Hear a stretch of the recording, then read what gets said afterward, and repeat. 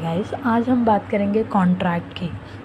अगर देखा जाए तो हमारे आसपास जो भी होता है वो एक कॉन्ट्रैक्ट का रिज़ल्ट होता है।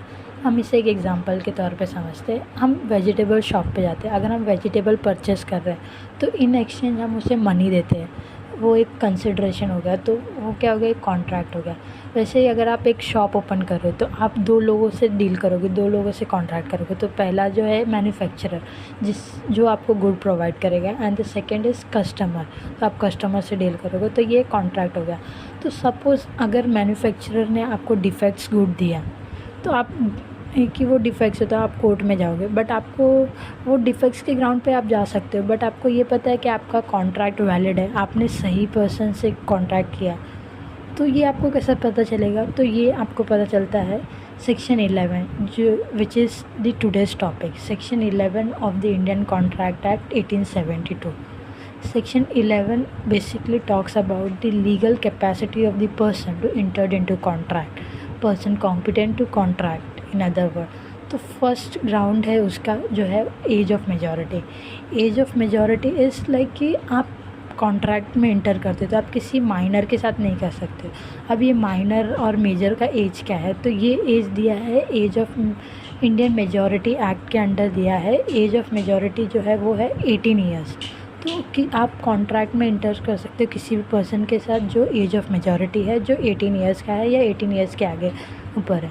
आप 18 ईयर्स के बिलो किसी पर्सन माइनर से डील नहीं कर सकते। अगर आप किसी माइनर से कॉन्ट्रैक्ट में इंटर करते हो तो वो कॉन्ट्रैक्ट वैलिड नहीं होगा, वो वॉइड एब इनिशियो होगा। जो आप कॉन्ट्रैक्ट को हम कोर्ट में इन्फोर्स नहीं कर सकते, वो वॉइड है, स्टार्टिंग से ही वॉइड है। And the second thing is unsoundness of mind. तो second condition is unsoundness of mind. Unsoundness of mind is basically कि जो पर्सन को कुछ समझ नहीं है कि कॉन्ट्रैक्ट का कॉन्सिक्वेंसेस क्या है, उसकी रिज़ल्ट क्या है, उसे समझने की सही और गलत क्या है, वो फ़र्क नहीं कर सकता, तो वो अनसाउंडनेस ऑफ माइंड के इसमें आता है। एग्जांपल अगर ले तो इडियट, लुनाटिक, इंसेन पर्सन, ये सब है अनसाउंडनेस ऑफ माइंड।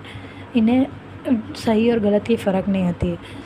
और दूसरा है ड्रंक एंड मैन, जो इन्होंने अल्कोहल लिया है, तो अगर आप उस टाइम पे उनके साथ कॉन्ट्रैक्ट में इंटर करते हो तो वो कॉन्ट्रैक्ट वॉइड होगा, which can not be enforce because at that time that person was not in the condition to understand whether which is right और रॉन्ग फॉर हिम, तो वो कॉन्ट्रैक्ट वॉइड होगा। And the third is disqualified by law.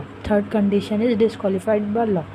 तो अगर suppose alien enemy, वो person के साथ आप कॉन्ट्रैक्ट में डील नहीं कर सकते, वो कॉन्ट्रैक्ट वॉइड होगा। जैसे कि एलियन एनिमी मीन्स कि जो अपोजिट साइड का, जो कंट्री से हमारी वॉर हुई है, जब वो वॉर डिक्लेयर्ड हुई है और आपने वो कॉन्ट्रैक्ट किया, तो उस टाइम पे वो कॉन्ट्रैक्ट वॉइड होगा, वो कॉन्ट्रैक्ट इन्फोर्स नहीं हो सकता।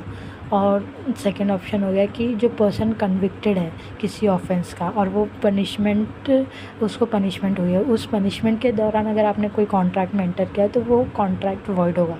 वो ये तीन कंडीशन फॉलो होनी चाहिए कोई भी वैलिड कॉन्ट्रैक्ट के लिए।